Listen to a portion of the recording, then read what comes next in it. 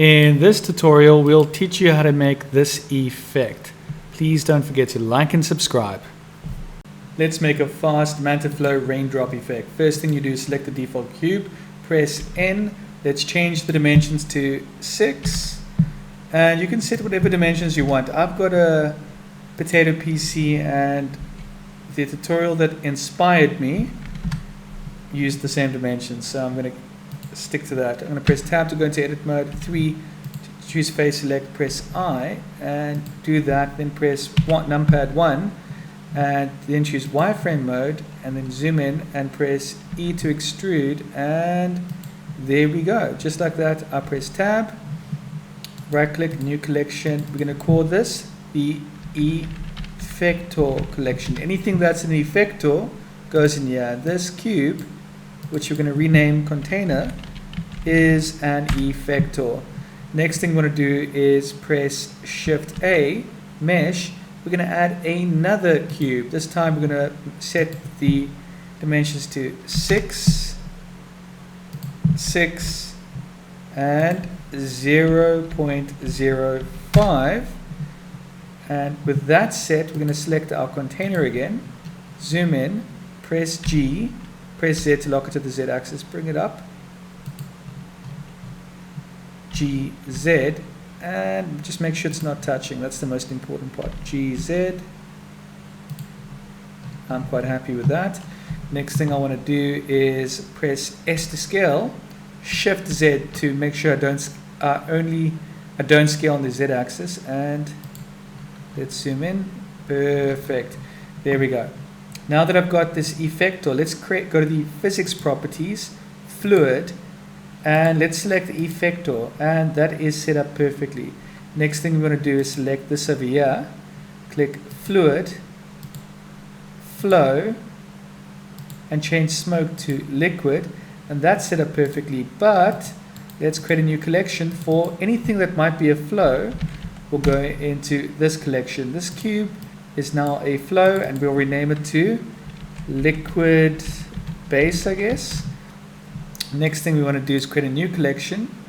Call this collection domain, and it's a bit redundant, but it's neat. Now we're going to select our liquid base, click on object, go to quick effects, click quick liquid, and I'm going to select this container. Oh, it's already there, never mind. I'm going to select this over here, which is the liquid domain. I'm going to press Shift S, and I'm going to say selection to cursor. And once I've done that, I'm going to zoom in over here. I'm going to press S and bring it in. You can hold in Shift for accuracy and just make sure it's just on the outside. Something like that should be fine. And then all we need to do is press S and press Z and bring it in. And now we can just select this over here, Shift S, cursor to selected, select the domain, Shift S, selection to cursor, and SZ. And that should be okay. Now we need to make sure that this voxel square is equal or smaller than this over here, which is our liquid base, right? So the way we do that is we select our liquid domain, go to our physics properties, and increase the resolution. Let's try 128. And there we go, it's working perfectly. In your final render, you might want to increase the resolution to 258. Also, we want to increase this to 8 as the max. It will look a lot nicer. You possibly, if you've got a good PC, you can up it even more if you like. And once this sets, which is, any day now, I'm trying to do this in under 10 minutes, and my potato PC isn't playing ball. Right, and the other thing I want to quickly do is just tick this. It really shouldn't take that long to make this resumable. Any day now.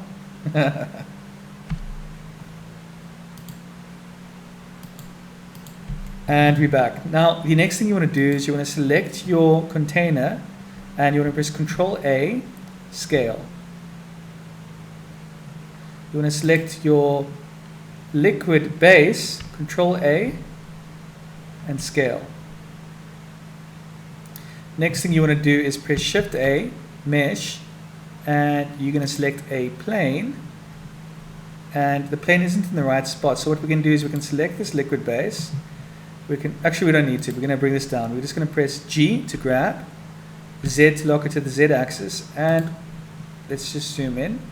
We want this to be G, Z, somewhere here. That should do. Just in the liquid base, but just above it, but also in it. And then we're going to go over here, and we're going to press S to scale this puppy out to about there.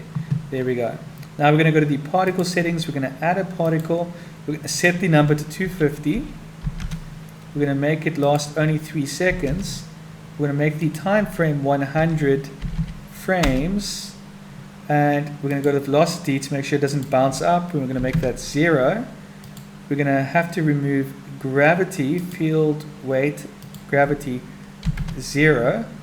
And we want to create a force field setting. This is quite important. We're going to change this to force. Change the strength to 10, should be fine. And then we want to go to the fallout. And the max distance, make this like 0.175, should be good. Once you've done that, you want to go to your catch and you want to bake this in. This is going to take a little while to bake to 100, but you always want to bake, healthy pro tip here, you always want to bake your physics properties before you bake your liquid properties. So you bake the physics, then you bake the liquid. I'll see you once this reaches 100 frames. Alright, now that you've baked in the physics, which we're going to rename this to call it a physics, or not physics, particle, sorry. Now that we've baked in the particle system, let's create a new collection for anything that's a particle should be in its own collection. There we go. Now that we've baked that in, the next thing we want to do is make sure you always save, because it might crash. There we go. File saved. But let's click on the camera view and let's just press play just to see how it looks. I quite like that. That looks pretty good. Okay, cool. We're going to go back to frame 1. Now we're going to go to the liquid domain. We're going to go to the physics properties. And we'll leave it on 128. 84 is fine. But we're going to turn on mesh. Take a few seconds to turn on. And we'll end the simulation at 100. We'll end the playthrough at 100 as well. And at this point, I think we can switch this to all. And we will bake all. This will take a little bit longer than your particle system, but once this is done, we will be at the finish line. Alright, so that's been rendered. If we want to quickly take a look at how it looks, we can press play just to see how it would look. And yeah, I'm quite happy with that. Let's pause that quickly.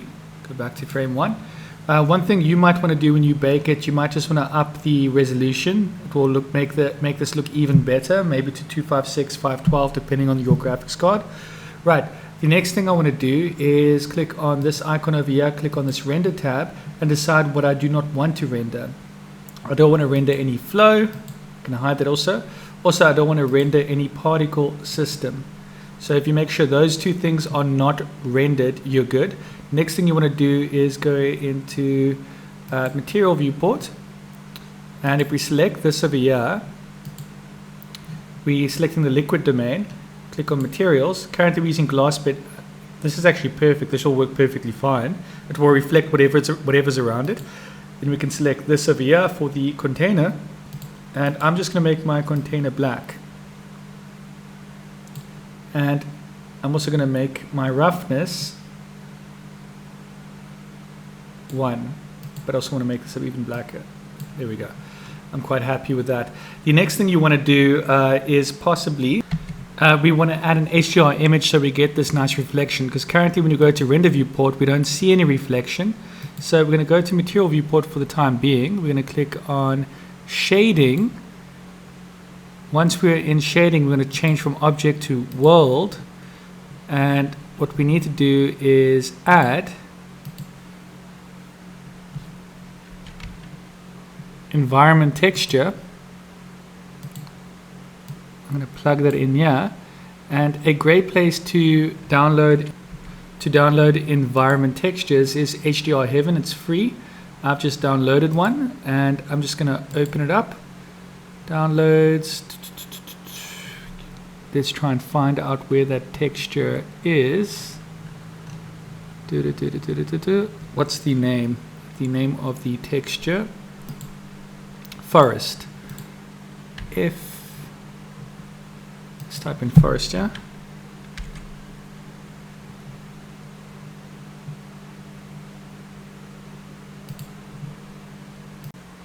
I'm going to select the image, and once I've selected the image, I'm going to open image, and it'll take a few seconds to register, and there we have it.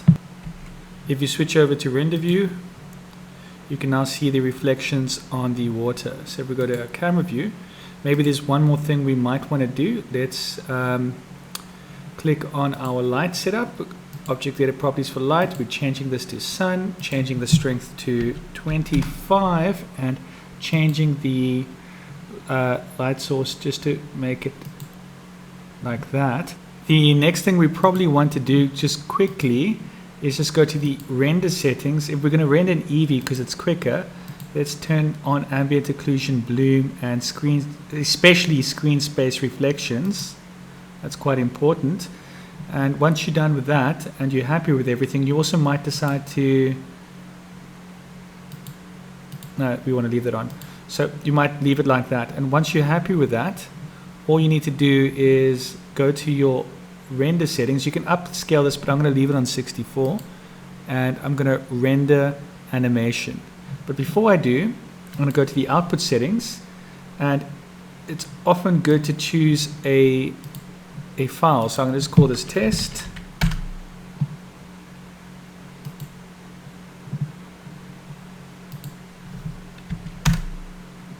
Let me go back there. Let's just call this test1. Make it the color depth 16. To speed things up, I'm going to make my compression 0. And you first want to save it, do it as a PNG before you do it in any other format. So you'll leave it on PNG, and then afterwards I'll show you how to do it the other way. So now all you have to do is click render, render animation, and this will take a little while. It will take some time. And once this is done, I'll show you how to convert it into a video. But let's just take a quick look just to make sure there's no errors in our image. Yeah, that looks fine. It's good enough for our example. Perfect. Cool, I'll see you. Alright, so just giving you a quick heads up, a few things I changed in the render. If we go to the render settings, I put transparent on, and also changed the light settings to 5 and that color to give this effect. The next thing we want to do is we actually want to go back to layout, and we can click on this, and we can go to video sequencer, and we can add images sequence, and wherever you saved your image sequence, just go there. This might take me a few seconds to find mine. Once you found your images that you want to use, make sure you select the first image, and once you've done that, you can scroll down and go to the bottom image, and in this case it will be image 1, test 11 o100.png because there's 100 images in total. There we go. Hold in shift, select that, so you select everything, add images, and it should already be in the correct order. And all you need to do now is change your output to a movie format, and the format I'll use is this one here. And maybe you want to just change the folder. I'm going to put this on my desktop this time around. And then I'm just going to click render animation, and this will be fairly quick. It'll be every second a new frame basically. Alright, so this is the final result, and before I begin, there's one thing I'd probably do is make sure that your domain is bigger than what I made in this exercise. Just make the height a little bit higher so that your water, let me just show you quickly, doesn't splash up like this. So if you have a higher domain, you'll get rid of that specific error. But besides for that, it looks pretty good. Please don't forget to like and subscribe.